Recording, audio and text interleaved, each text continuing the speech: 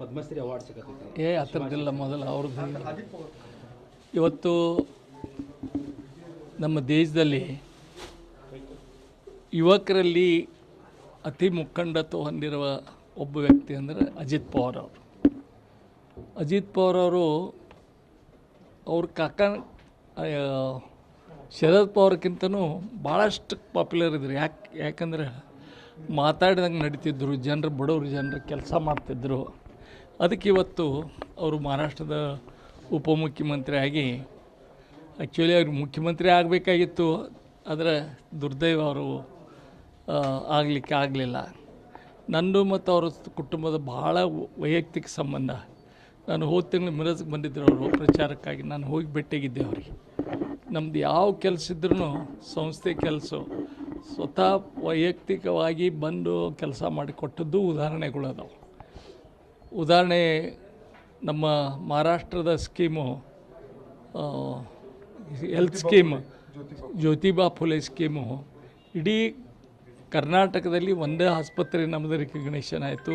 ಅದಕ್ಕೆ ಕಾರಣ ಅಂದರೆ ಅವ್ರು ಸ್ವಂತ ಬಂದು ನಮ್ಮ ಸಲುವಾಗಿ ಎಷ್ಟು ಮಟ್ಟಿಗೆ ಹೇಳಿದ್ರಿಂದ, ಇಲ್ಲ ದೇಶದೊಳಗೆ ಅವ್ರಿಗೆ ಕೊಡಲಿಲ್ಲ ಅನ್ನೋ ಬೇರೆಯವ್ರಿಗೆ ಕೊಡೋದು ಅನ್ಯಾಯ, ಬೇರೆಯವ್ರಿಗೆ ಕೊಡೋ ಪ್ರಶ್ನೆ ಇಲ್ಲ ತಿಳ್ಕೊಂಡು ಆ ಸ್ಕೀಮ್ ನಾನು ಕೊಟ್ಟದ್ದು ಇವತ್ತು ನನ್ನ ಕಣ್ಣು ಮುಂದದ. ಅಂಥವ್ರನ್ನ ಅಲ್ಲಿಗೆ ಇವತ್ತು ನಮ್ಮನ್ನು ಬಿಟ್ಟು ಹೋದದ್ದು ಭಾಳಷ್ಟು ದುಃಖ. ಅದೇ ಹೇಳಕ್ಕೆ ಒಬ್ಬ ಲೀಡ್ರ್ ಆಗಬೇಕಾದ್ರೆ ಭಾಳಷ್ಟು ಅವನು ತ್ಯಾಗ ಮಾಡಬೇಕಾಗ್ತದೆ. ಬರೀ ಅನ್ನಿಸ್ತದೆ ರಾಜಕೀಯವಾಗಿ ನಾವು ಲೀಡ್ರ್ ಆಗೋರು ನಮ್ಗೆ ಈಜಿ ಇರ್ತದೆ, ಹಾಗಿಲ್ಲ.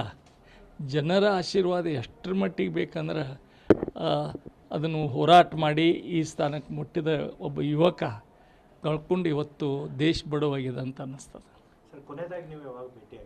ನಾವು ಹೋದ ತಿಂಗಳು ಅಲ್ಲ ಭಾಳ ಹೋದ ತಿಂಗಳು ನಾನು ಮಿರಜ್ಗೆ ಬಂದಿದ್ದರು ಅವ್ರ ಪ್ರಚಾರಕ್ಕೆ. ಹಳೆಗೆ ಭೇಟಿಯಾಗಿದ್ದೆ ನಾನು. ಸುಮಾರು ಪಾಪ ನಾನು ನೋಡಿ ಅವ್ರ ಸ್ಟೇಜ್ ಮೇಲೆ ತೆಳಗೆ ಇಳ್ಕೋದು ನನ್ನ ಜೊತೆಗೆ ಸುಮಾರು ಒಂದು 10 ನಿಮಿಷ ಮಾತಾಡಿ ಅವರು ಜನರೆಲ್ಲ ನನಗೆ ಆಶ್ಚರ್ಯ ಆಯಿತು.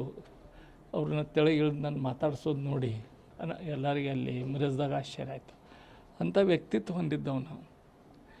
ಅದಕ್ಕೆ ಇವತ್ತು ಇಡೀ ರಾಜಕೀಯವಾಗಿ ಬೇರೆ ಪಕ್ಷದವರು ಇರ್ಬೋದು, ಆದರೆ ಒಬ್ಬ ವ್ಯಕ್ತಿ ದೇಶವನ್ನು ನಡೆಸೋ ತಾಕತ್ತಿರುವ ವ್ಯಕ್ತಿ ಇವತ್ತು ಕಳ್ಕೊಂಡು ದೇಶದೊಳಗೆ ದೊಡ್ಡ ಹಾನಿ ಆಗಿದೆ ಅಂತ ಅನ್ನಿಸ್ತು.